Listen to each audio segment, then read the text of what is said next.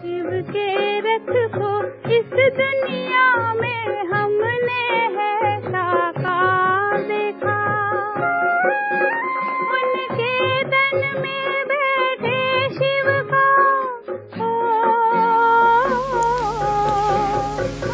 ओम शांति। सब बोलो ओम शांति। आज प्यारे मीठे बाबा की मीठी मीठी बातें सुनाएंगे। बाबा जिसके आप सब मीठे बच्चे हैं, आज मीठे बाबा की पालना और बाबा की मीठी मीठी बातें सुनाएंगे। पर कैसे सुनाएंगे? सागर को गागर में भर करके। कि बातें तो इतनी हैं जो रात भर सुनते रहो तो ख़त्म नहीं होगी। कि कैसे बाबा ने प्यार दिया और कैसे बाबा ने पालना की। ये तो इतना विस्तार है जो कि सुनाने में तो कितना सुनाएंगे। तो सागर को एक गागर में भर करके थोड़ा सुनाएंगे, थोड़ा ही समझो।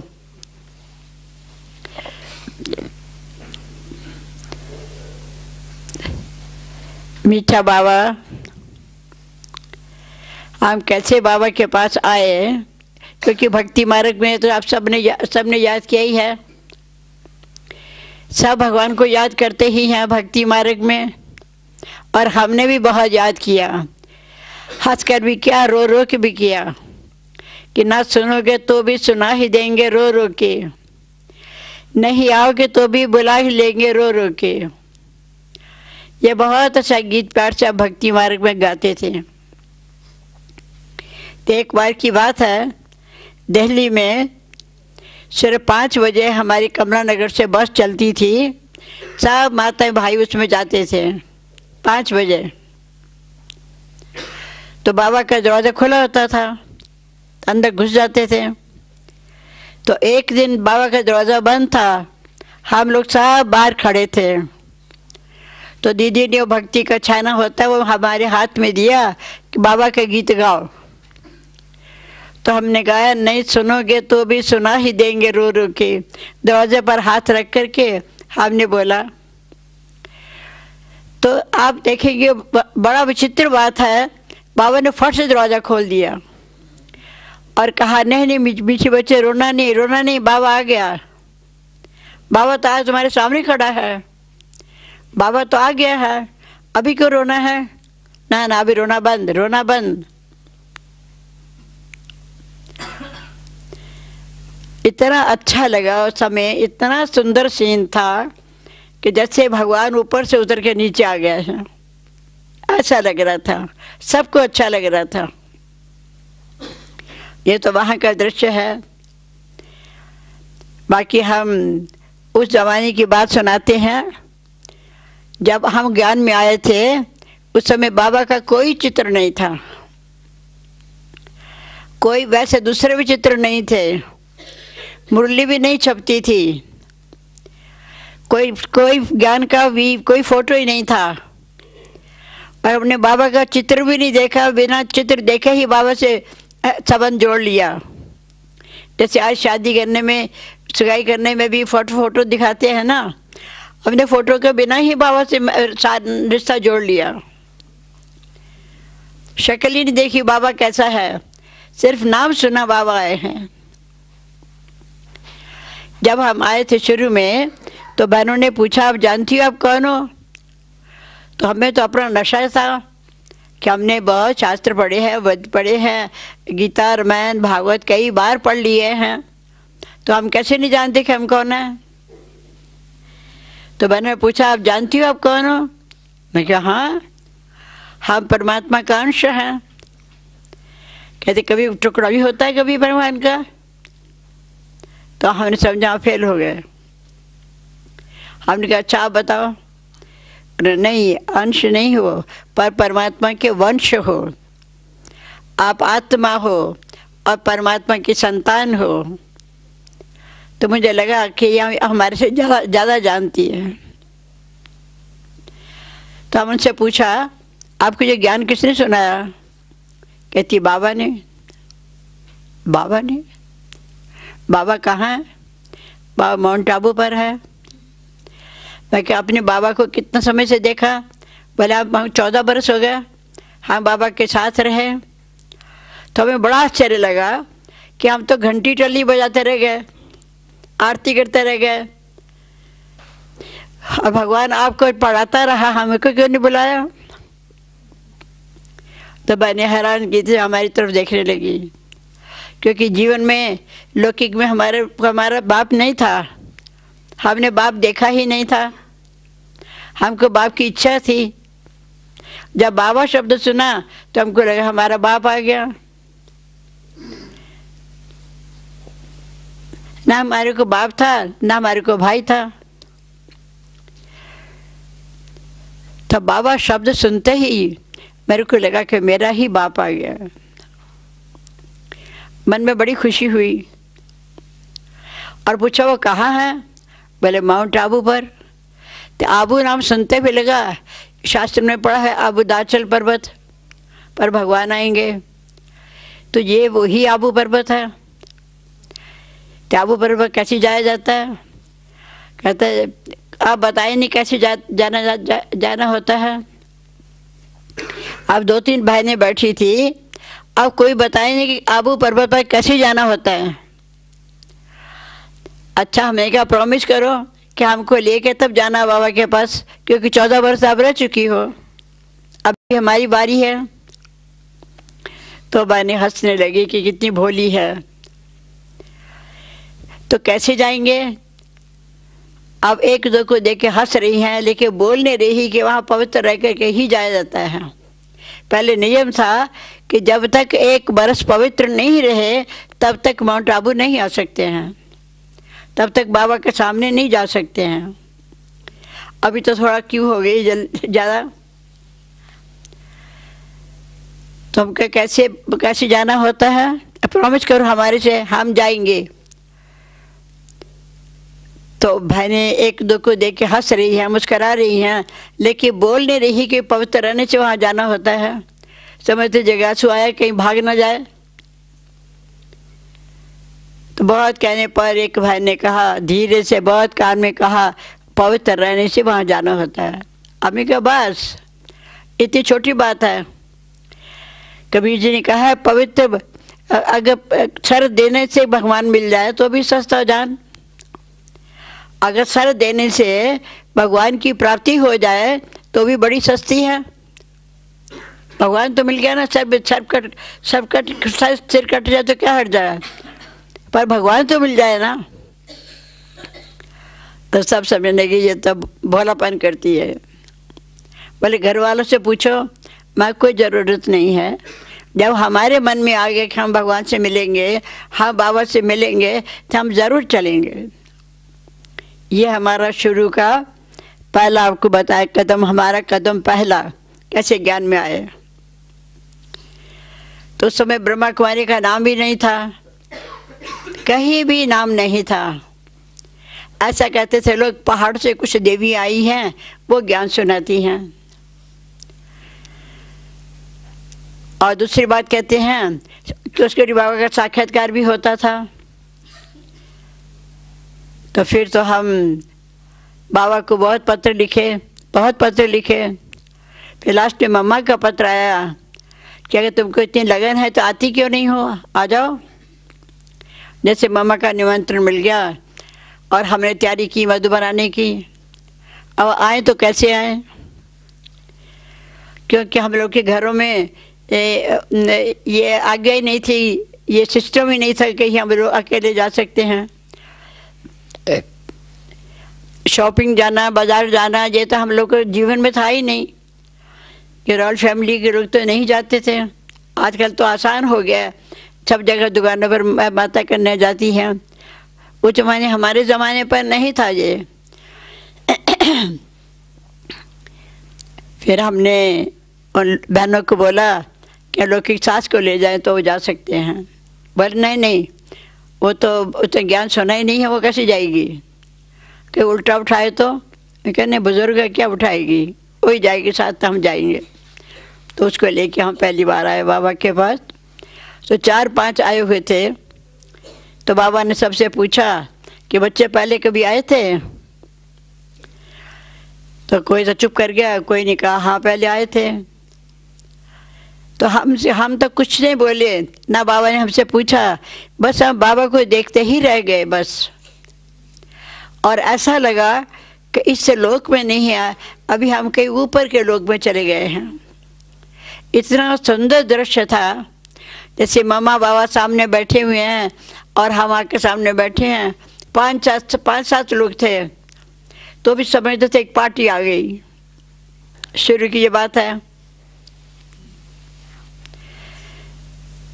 फिर हमने ना बाबा ने हमसे कोई प्रश्न पूछा, ना हमने जवाब दिया। बस बाबा को देखते ही रह गए, देखते ही रह गए कि जैसे मैं देखा हुआ, मैं जाना हुआ है। बहुत समय के बाद आज हम मिल रहे हैं। बस दिल में इतना प्रेम, इतना प्यार उत्पन्न हुआ कि जबान में एक शब्द भी नहीं आ रहा था, न बुद्धि में आ रहा था। फिर कुछ समय के बाद बाबा की आकर्षण हुई, तो बाबा की गोद में गए, मिले बाबा से। उसके बाद हम रहे और हमने समझा जब भगवान मिल गया, अभी तो घर जाने नहीं है, ख़त्म हो गया। फिर 1 सप्ताह के बाद दीदी पूछ रही कब जाना है, कौन सी ट्रेन से जाना है। तो हमें बहुत रोना आया, बहुत रोना आया कि अब वापस भी जाना उस दुनिया में। अब समझा उस दुनिया में जाना ही नहीं, नाता टूट गया, भगवान की प्राप्ति हो गई, अब क्या उस दुनिया में जाएंगे। फिर हम बाबा के पास रोते रोते बाबा के पास गए। उस समय तो कमरा खुला होता था, बाबा का गेट खुला होता था, जब चाहे जाओ, जितनी बार चाहे जाओ, बाबा से मिलो। आज कहते की तरह नहीं है, लंबी क्यों लगी होगी। तो बाबा ने कहा आओ बच्ची क्या बात है। मैं कैसे दादी पूछ रही है कब जाना है। हमको तो नहीं जाना बाबा, हमको तो यहीं रहना है। बोले हाँ बच्ची तुमको तो यहीं रहना है। बाबा ने खुश कर दिया। कुछ समय के बाद बाबा जब देखा ठीक खुश हो गई है, तो बाबा ने कहा जाना थोड़ा ही है, बाकी सेवा पर तो जाना है ना। घर नहीं जाना, पर सेवा पर तो जाना है ना। जाओगी सेवा करोगी तो औरों को लेके आओगी। फिर मैं कहा हाँ ये तो ठीक है, मान गए। पर ये हमारा शुरू का था। फिर जब हम मधुबन में आए तो आपको क्या बताएं, अभी आज का साधन बहुत है लेकिन साधना कम हो गई है। इतनी साधना नहीं करते जितने साधन हो गए हैं। उस समय बहुत सिंपल सादा था, एकदम सिंपल था, कुछ भी नहीं था। बहुत पुरानी जरी चादर बिछी होती थी। कैसे डोलपुर हाउस के पास 2-3 कमरे थे, पुराने मिट्टी का फर्श था। बहुत सादा जीवन था। तो उस समय गुड़गांव की 2-3 माताएं आई, बूढ़ी माता, लंबी माता आई। तो वो नहा रही थी। जय बाबा की कुटिया है, उस जगह पर बाल्टी पानी पलट करके 4 बजे उन्होंने नहाना शुरू किया। तो आवाज़ आई बाबा के कमरे में। तो बाबा ने कहा कौन नहा रहा है। बोला बूढ़ी माताएं नहा रही हैं। बोले अच्छा बाबा बाथरूम बना के देगा, क्योंकि एक ही बाथरूम था। तो बाबा ने उठे। बाबा पर रोज़ पहाड़ी पर जाते थे, क्लास के बाद पहाड़ी पर ले गए, घुमा के लाए। और बाबा ने भाई को बोला बांस लगाओ। 4-5 बांस लगाए और टाट के लपेट दिया। बोला बाथरूम तैयार हो गया, नहाओ। बस ये था उस समय का बाथरूम। फिर तो हम रहे। और बाबा इतना स्नेही था, इतना स्नेही बाबा कि आप चाहेंगे बस देखते ही रहें। आंखें इधर भी इधर नहीं होती थी। इतना प्रेम से बाबा देखते थे, इतना प्यार से, इतना मधुरता बाबा के चेहरे पर थी, इतना आकर्षण थी कि नैन इधर के इधर नहीं होते थे। जी चाहता था बस देखते ही रहें बाबा को। और बाबा भी मुस्कुरा करके बड़े प्यार से बच्चों को देखते थे। ये दृश्य आप सुन रहे हैं, लेकिन आप समझिए कि उस समय कैसा लगता होगा। जब बाबा के सामने बैठे होंगे उस समय कैसा दृश्य लगता होगा। बहुत प्यारा दृश्य लगता था, बहुत प्यारा। शिव बाबा ने रथ भी चुन के लिया। शिव बाबा ने जो रथ लिया साधारण नहीं लिया, पर चुन के लिया। बहुत सुंदर मूर्ति बाबा की थी और बहुत मधुर मुस्कान थी और चेहरे में रौनक थी और आँखों में इतनी आकर्षण थी। तो क्या बोले, उनके रूप रंग का भी क्या बोले।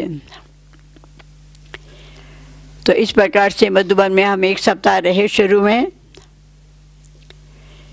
फिर मधुबन में बहुत ठंडी पड़ती थी, बर्फ़ पड़ती थी उस समय। तो बाबा को दिल्ली बॉम्बे बुलाते थे। तो बाबा को जब दिल्ली बुलाया तो बाबा ने पहले से ही कहना शुरू कर दिया कि अगर कोई स्टेशन पर आए, कोई माला फूल माला लेके नहीं आए, 1 व्यक्ति 2 आए बस, ज़्यादा नहीं आए, बाबा को गुप्त रहने दो। अभी कहते हैं ना बाबा को प्रत्यक्ष करो, उससे बाबा कहते थे बाबा को गुप्त रहने दो। पर कोई भाना फूल माला वगैरह लेके, गुलदस्ता लेके कोई नहीं आती थी, ऑर्डर नहीं था। बाबा ने कहा अगर मानती हो तब बाबा आए, अगर नहीं मानती तो बाबा आएगा ही नहीं। सब कहते हाँ हाँ बाबा मंजूर, आओ आओ। तो बाबा आते थे तो कोई नया जगह से होता था तो 1 गुलाब का फूल, सिर्फ 1 फूल गुलाब का उसके हाथ में होता था जो बाबा के हाथ देते थे। तो भी जब बाबा ट्रेन से उतरते थे तो चारों ओर भीड़ लग जाती थी। बाबा अपने आप को छुपाते थे, रुमाल लेके अपना मुंह ढक लेते थे कि कोई मेरे को पहचाने नहीं। लेकिन बाबा की इतनी आकर्षण थी कि ना जाने भी लोग आए, दूर से भी आते जाते थे, भीड़ लगी ही जाती थी स्टेशन पर भी। फिर तो बाबा आते थे, फिर अपना क्लास कराते थे। कुछ समय के बाद बाबा जल्दी चले आते थे, बहुत दिन बाबा नहीं रहते थे। तो हम कहते थे बाबा बहुत ठंडी है, आप पजामा पहनो, खाली धोती पहनते हो ठंडी में। बाबा हंसते थे। बाबा कहते देखो शिव बाबा साक्षात्कार कराता है धोती वाले का और मैं पहन लूँ पजामा, तो ये कैसे होगा, तो बेचारे घबरा जाएगा। इस तरह बाबा को धोती ही पहनने से कितनी ठंडी भी हो, तो बाबा धोती ही पहनते थे। आखिर बहुत कहने पर बाबा ने पगड़ी पहननी शुरू की। और बाबा इतनी तपस्या करते थे कि जब देखो बाबा शांत होकर बैठे हुए हैं, एकदम शांत होकर बैठे हुए हैं। एक बार की बात है कि मोहिनी बहन अमेरिका वाली और हम दोनों बाबा के पास गए। क्या तो सर्विस समाचार सुनाए, क्योंकि बाबा को और समाचार अच्छे नहीं लगते थे, बस सर्विस समाचार चाहिए। क्या आपने उन्होंने सेवा की। शुरू से बाबा को सेवा पर ही प्यार है कि दुनिया बहुत दुखी है, बहुत अशांत है, आप लोगों के कानों में आवाज़ नहीं आती है। बाबा तो 2:30 बजे से उठ कर बैठ के तपस्या करते थे। बाबा कहते सारी दुनिया दुखी पुकार रही है, आप लोगों के कानों में आवाज़ नहीं आती है, आप कैसे आराम से सो जाते हो। बाबा को तो नींद नहीं आती है। और उस समय बंदेलियाँ में बहुत थी, जो पति मारते थे, बांध करते थे, बहुत थी। कहते बंदेलियाँ चिल्लाती हैं बाबा बाबा करती हैं, तो बाबा कैसे सो जाएगा। 2:30 बजे से उठ कर बाबा बैठे रहते थे मच्छरदानी के अंदर ही। तो दीदी चक्कर लगाती थी और कहती थी बाबा अभी तो 2:30 बजे है, अभी आप आराम करो। कि बच्ची कैसे आराम करूं, ये जो बंदेलियाँ बुलाती हैं बाबा बाबा करती हैं, तो कैसे बाबा सो जाएगा। बाबा तो उनको प्रकाश देता है, उनको बल शक्ति भरता है, उनको हिम्मत दिलाता है। कोई बात नहीं बच्ची, घबराओ नहीं, तुम्हारे भी सुख के दिन आएंगे। तो इस प्रकार बाबा तपस्या भी करते थे और दूसरों को योगदान देते थे। तो इस प्रकार बाबा का जीवन अति प्रिय था। और बाबा ने हम बच्चों को भी इतना प्यार दिया कि कोई लौकिक माँ बाप नहीं दे सकता है, चाहे करोड़पति भी होगा वो भी नहीं दे सकेगा। बाबा का देखना ही इतना प्यारा था कि दिल गदगद हो जाती थी। जो गोपियों का गायन है, अति इंद्रिय सुख पूछना हो तो गोपी वल्लभ की गोपियों से पूछो, वो इसी समय का गायन है। अतीन्द्रिय सुख का जो गायन है वो इसी समय का है, कोई और टाइम का नहीं, सज्जु का नहीं है, अब इसी समय का है। और बाबा को विनाश सामने नजर आता था, हर समय बाबा को विनाश सामने दिखाई देता था। एक तो स्वर्ग भी दिखाई देता था, इधर विनाश भी दिखाई देता था। और हम बच्चे कहते हैं देखो बच्चे कैसे विनाश हो रहा है, कैसे दुनिया मर रही है, कट रही है, कैसे ये सब संसार खत्म हो रहा है। और एक तरफ बाबा कहते थे देखो स्वर्ण के महल कितना प्यारे हैं, कितने रत्न जड़ित है, इसमें चल के तुम राज्य करोगे, इसी महलों में चल के रहोगे। तो हम कहते थे बाबा आपके महल के साथ हमारा महल भी होना चाहिए। हाँ हाँ हाँ बच्ची, हाँ मेरे साथ दूसरा महल तुम्हारा होगा। इससे बाबा बहुत खुश करते थे बच्चों को। इस प्रकार बाबा अपने बच्चों को बहुत बहलाते, बहुत खुश करते ले जाते थे। और क्लास के बाद सीधा बाबा पहाड़ी पर ले जाते थे। पहाड़ी पर जाके कब्रिस्तान बनाते थे। कब्रिस्तान कैसे, सब लेट जाती थी पहाड़ों पर, पहाड़ के ऊपर, और अपनी शॉलें ऊपर ओढ़ लेती थी। और कैसे अब जाओ कब्रिस्तान में जाओ, सब आंखें बंद कर लेती थी। पर कोई ध्यान में जाती थी तो रास करना शुरू कर देती थी। तो मम्मा बाबा देखते थे कि पहाड़ से नीचे ना गिर जाए कोई, पर उनकी संभाल भी करते थे। ये सीन भी बड़ा अच्छा होता था, बड़ा सुंदर होता था। तो इस प्रकार बाबा अपने बच्चों को हंसाते बहलाते भी थे। और एक बार पानी नहीं आ रहा था तो कहा पानी कैसे आएगा। किसी इंजीनियर ने कहा यहाँ कुआं खोदा जाए तो पानी आएगा। तो बाबा ने कहा पहाड़ी के ऊपर कुआं खुद सकता है। बोला खुद जाएगा। कुआं खोदा तो जब नीचे पानी आ गया तो उसने बोला बाबा पानी तो निकल आया। बोला अच्छा सीढ़ी लगाओ, बाबा नीचे जाएगा। अरे हम लोग सब परेशान हो गए, बाबा नीचे कुएं के अंदर जाएगा, ये कैसे होगा। हम कहे नहीं बाबा आप नहीं जाओ, आप नहीं जाओ। सब भाई लोग कहने के नहीं बाबा आप नहीं पानी उतरो नीचे, हम लोग उतरेंगे। कि नहीं बच्चे आप कैसे उतरेंगे, बाबा उतरेगा, बाबा जिम्मेवार है, बच्चों को पानी देना बाबा का काम है। इस प्रकार बाबा स्वयं धीरे धीरे धीरे धीरे कुएं के एकदम नीचे तक गए और पानी टेस्ट किया कि पानी मीठा है कि नहीं, तो बच्चे कैसे पिएंगे। तो इस प्रकार बाबा हर तरह से बच्चों की संभाल करने के लिए बाबा को हर प्रकार की युक्तियाँ अपनानी पड़ती थी। तो एक बार इकोनॉमी तो थी ही यज्ञ में ये सब जो साधन आज देख रही हो ये कुछ भी नहीं था। आज जहाँ स्थान पर आप बैठे हैं ये सब पहाड़ियाँ थी, सब जंगल था, घना जंगल, पहाड़ियाँ थी।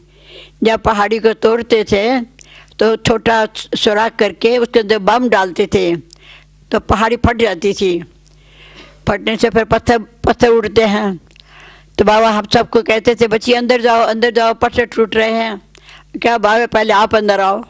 नहीं बाबा तो जिम्मेवार है, बाबा को तो यहीं खड़ा ही होना है।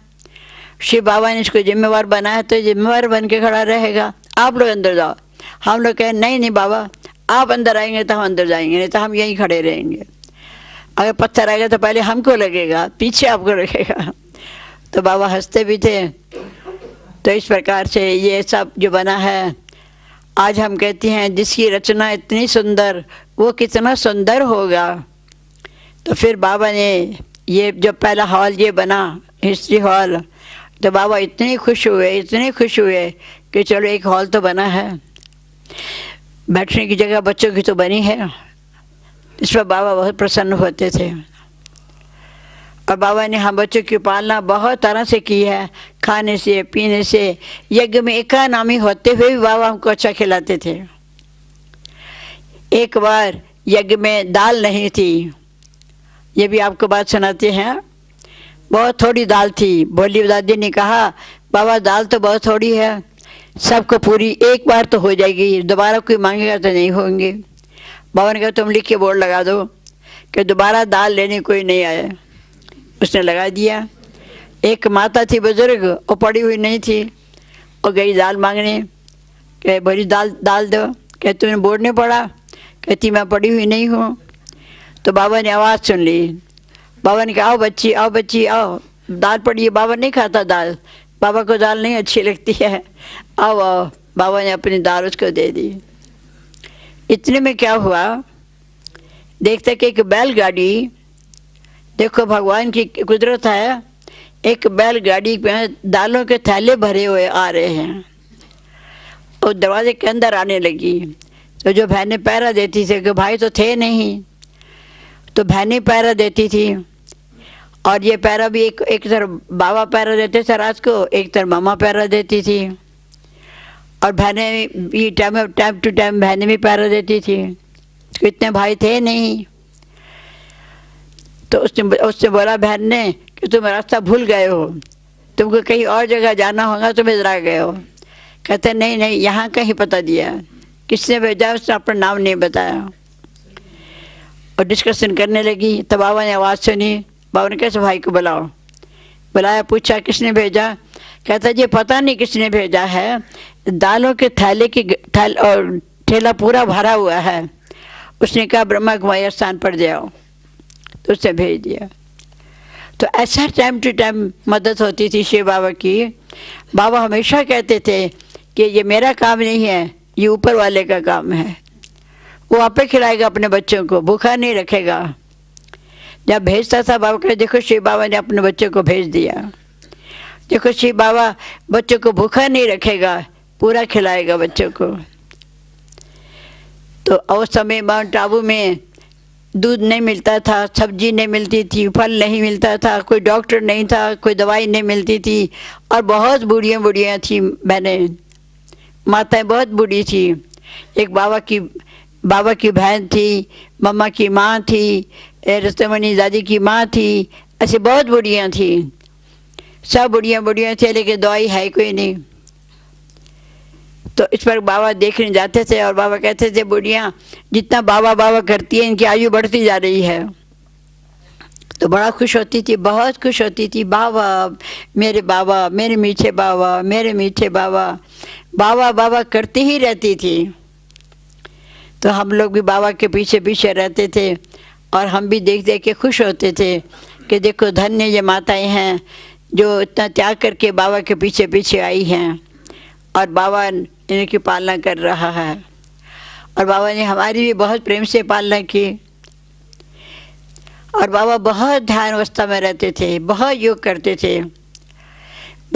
शिव बाबा भले उनके तन में था, शिव बाबा ने वो रथ लिया हुआ था, फिर भी बाबा बहुत तपस्या करते थे। रात में देखो तो मच्छरदानी के अंदर बाबा बैठा हुआ तपस्या कर रहा है, और दिन में भी देखो कहीं खड़ा है तो खड़े खड़े शांत होकर बैठे हुए हैं, कहीं कहीं बैठे हुए हैं तो भी बाबा देखो ऐसा शांति जैसे मगन है अवस्था में बैठे हुए हैं। एक बार अमेरिका वाली मोहिनी बहन और हम दोनों गए बाबा के पास मिलने के लिए, और बाबा ऐसे ही बैठे थे जैसे कोई दो आदमी बात कर रहे होते हैं और मगन होते हैं। हम कितनी देर खड़ी रही दोनों, नहीं तो बाबा हमेशा कहेंगे आओ बच्चे, आओ मीठे बच्चे, आओ मीठे बच्चे। तो बैठे रहे, खड़े रहे हम दोनों। हमने आवाज़ भी नहीं दी कि नहीं बाबा अच्छी बाबा से बात कर रहा है। थोड़ी देर के बाद बाबा की दृष्टि हम बच्चों पर पड़ी, तो बाबा ने कहा आओ मीठी बच्ची, आओ आओ, क्या कुछ कहना है?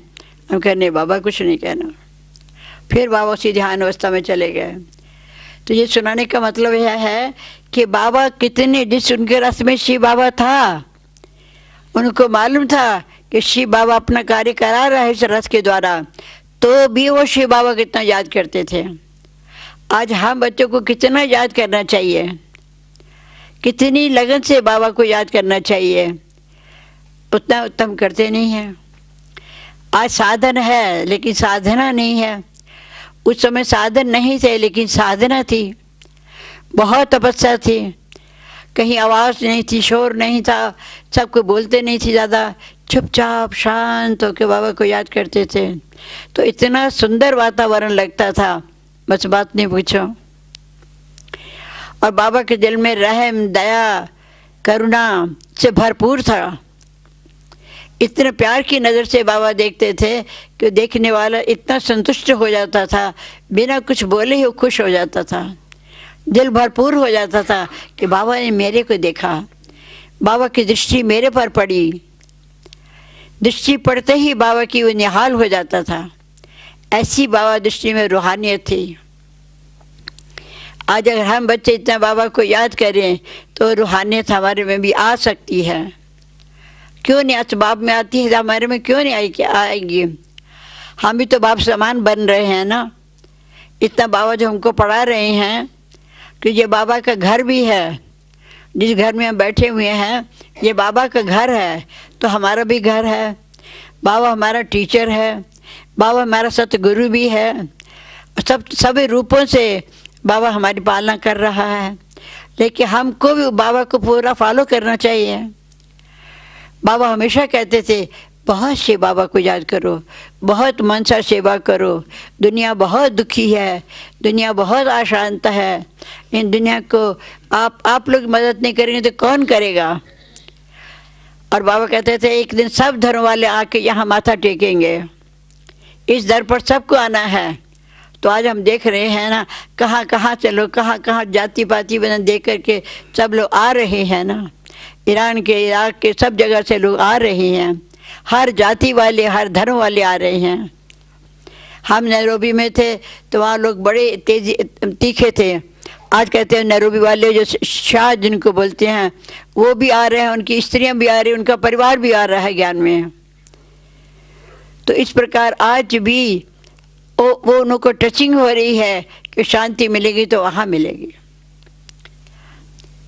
कुछ दिन पहले हमने वहाँ सुना टाटा में कि कोई पूछता है किसी को बहुत टेंशन है, कोई ऐसी जगह बताओ जहाँ टेंशन फ्री हो जाए।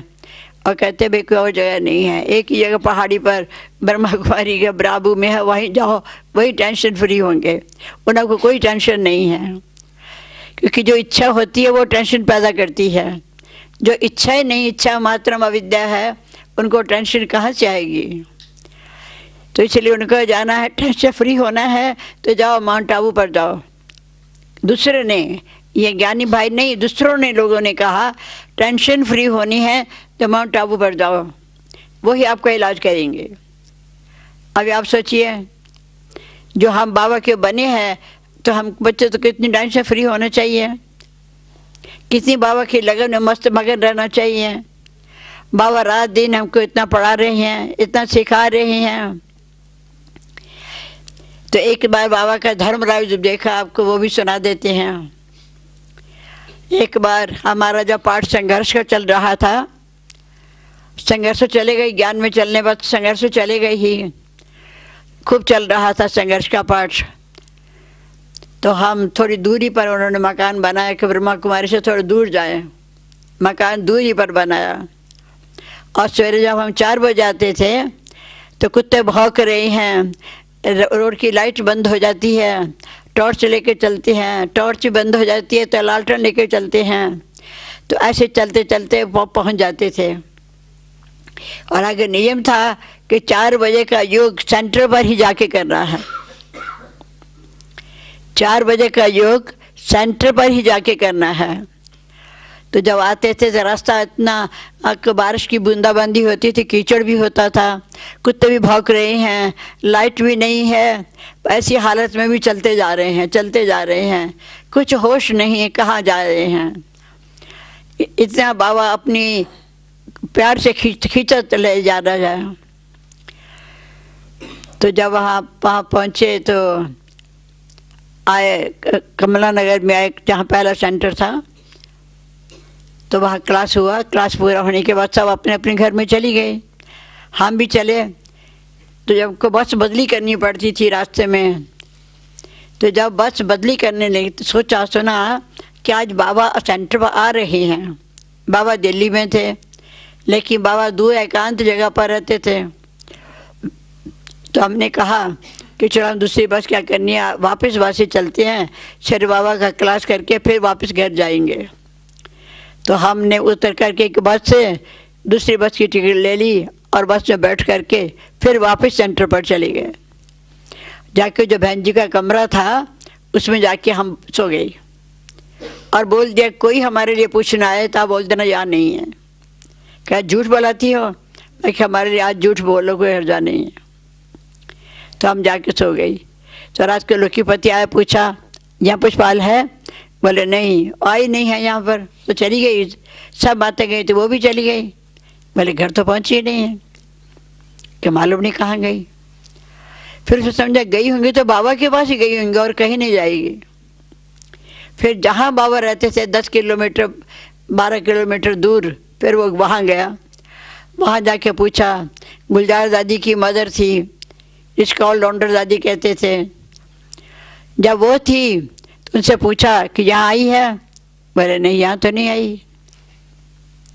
तो कहाँ गई? रात को 12:30 बज गए तो वापस गया। जब सवेरा हुआ तो जगदीश भाई, हम और गुलजार दादी तीनों, हम टैक्सी को किया हुआ था, टैक्सी में बाबा के पास गए।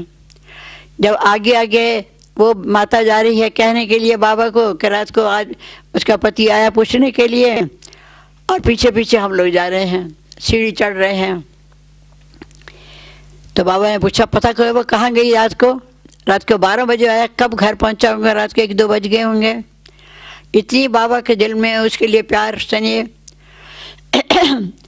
फिर क्या हुआ? फिर हम बीच से हमने आवाज़ लगाई, बाबा मैं यहाँ हूँ।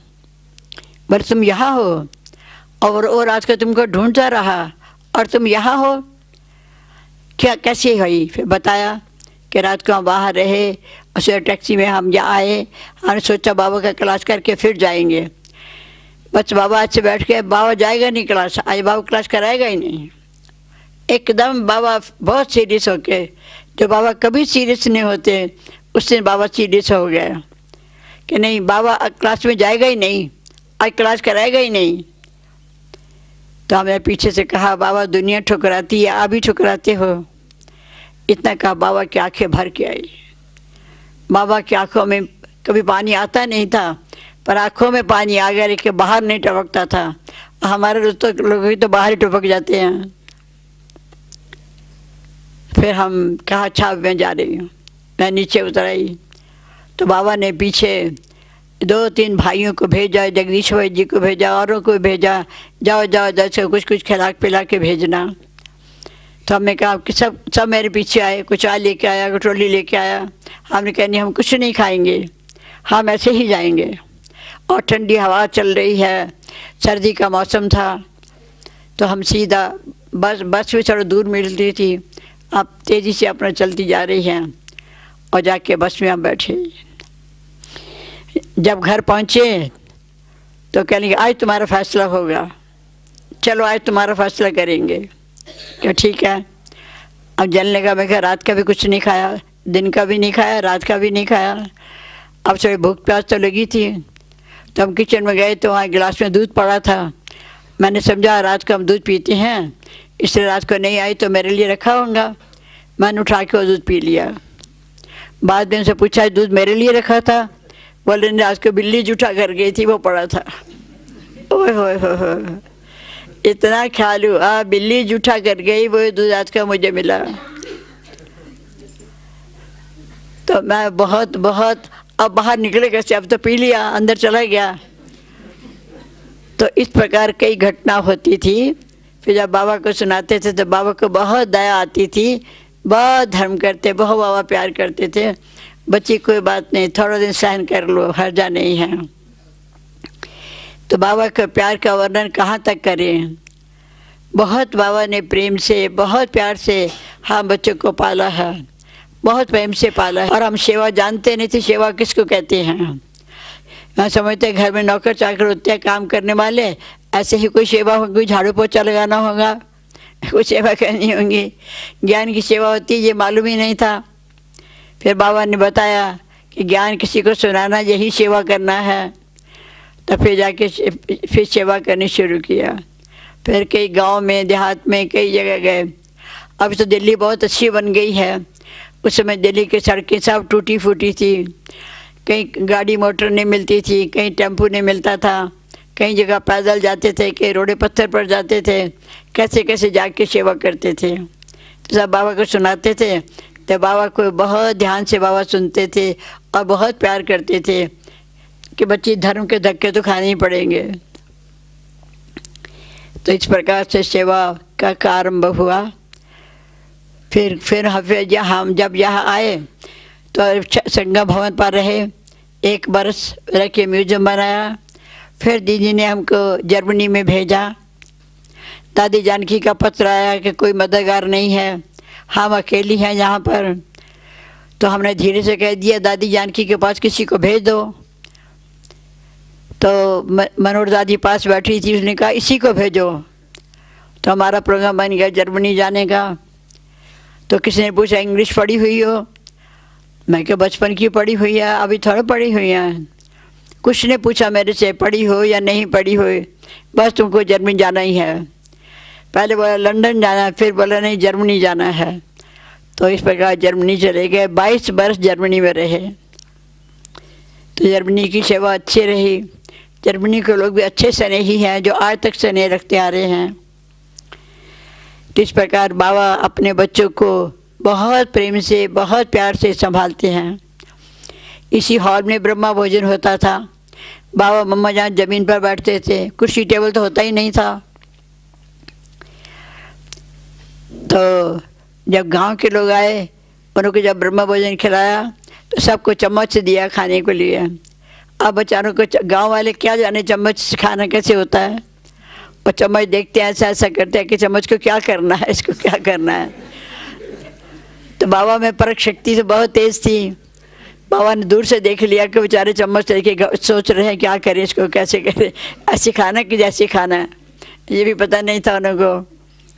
तो बाबा ने कहा देखो मेरे को चम्मच क्यों दिया है, बाबा को हाथ से खाना अच्छा लगता है। और बेचारे साहब गांव वाले खुश हो गए कि बाबा ने हमारी बात रख ली। तो सब ने चम्मच छोड़ दिया, सबसे हाथ से खाना शुरू कर दिया।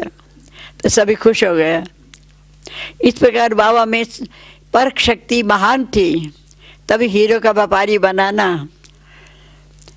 महान परख शक्ति बाबा के अंदर थी और रहम शक्ति भी बहुत थी। और बाबा एक कमाल, क्या क्या वर्णन करें बाबा की सूरत और सीरत का। इतनी प्यारी सूरत थी कि आप देखेंगे ना, आपको जी चाहेगा बस देखता ही रहें, देखता ही रहें। आँखें जरा भी झमके नहीं, बस इतनी प्यारी सूरत थी बाबा की। इतनी चेहरे पर नेचुरल मुस्कुराहट थी। बाबा के आँखों में इतनी आकर्षण थी कि बस उस आँखें जो थी वो दूसरी आँखें झमकती हुई नहीं थी। इतना प्रेममय, इतना बाबा प्यार वाला था कि क्या कमाल है बाबा की। तो आज हम बाबा के गुण गाते हैं। बाबा ने इतनी प्यार से पालना की, कितने प्यार के वर्णन करें। सर क्लास में जाने के लिए नहीं कुछ मिलता था तो सब्जियों के ठेले पर बैठ के हम लोग चले जाते थे। कभी आलू का ठेला भरा होता था, कभी बैंगन का ठेला भरा होता था, पर 4 बजे क्लास पहुंचना ही है। कुछ भी हो जाए, क्या भी हो जाए, 4 बजे हमको क्लास में पहुंचना ही है, क्लास करनी ही है। इतनी बाबा की आकर्षण खींचती थी, पता नहीं चलता था कि कहाँ जा रहे हैं, कौन खींच रहा है। एक विचित्र समय था वो, पर वो विचित्र समय भी बड़ा प्यारा समय था। टाइम क्या हो गया देखना। तो इस प्रकार सागर को गागर में बिठा बिठा के आपको थोड़ा सुना दिया। पर बाबा की तुलना हम किससे करें, कोई ऐसा नहीं जिसे बाबा की तुलना कर सके हम। और श्री बाबा ने रथ लिया, चुन के लिया, पहली आत्मा है, सारे सृष्टि चक्र के अंदर की पहली आत्मा है। और कितनी महान होगी, कितनी श्रेष्ठ होंगी, आप अंदाज़ा लगा सकते हैं।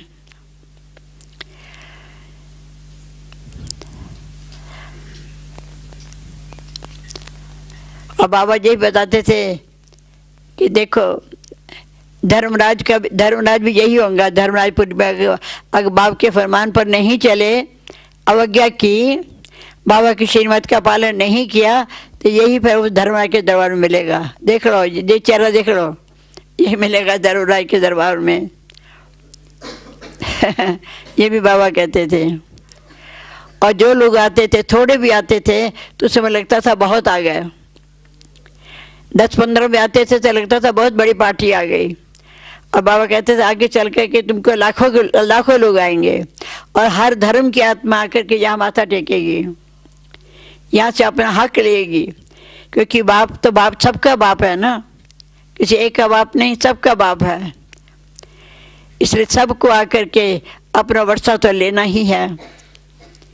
इस प्रकार बाबा हर एक सब धर्म की आत्मा को भी याद करते थे और आप सबको भी याद करते थे। जब बाबा व्यक्त हुए तो हमने बहुत सोचा कि वो जो पीछे बाबा के बच्चे आएंगे वो कैसे बाबा को देखेंगे, कैसे बाबा से मिलेंगे, या पूछेंगे हमारा बाबा कैसा था, आप कैसे बताएंगे तुम्हारा बाबा कैसा था। तो बाबा कैसा था वो कैसे बताएं, बताओ। कहते गुड़ खाता कोई, तो पूछो गुड़ का स्वाद क्या होता है, खा के देखो। जिन्हें गुड़ खाया होगा वही तो बताएगा ना, और बताएगा भी क्या, गुड़ जो खाएगा और चखेगा वही स्वाद जानेगा, दूसरा नहीं जानेगा। तो बाबा की कितना प्यारा बाबा था, कितना मीठा बाबा था, कितना स्नेही बाबा था, वो कैसे बताएं, किन शब्दों में बताएं। वो शब्द भी हमारे पास नहीं है कि कितना प्यारा बाबा था और कितने आकर्षण मूर्त था, किन शब्दों में बताए, वो शब्द भी नहीं आते कि सबसे तुलना करें। और इतना ही समझ लो कि ऐसा दुनिया में कोई नहीं है, तुम सा नहीं देखा, बस बाबा जो तुम हो तुम सा नहीं देखा, बस यही कह सकते हैं। अनुभव बड़ा निराला है, तुम्हारे साथ का अनुभव बड़ा निराला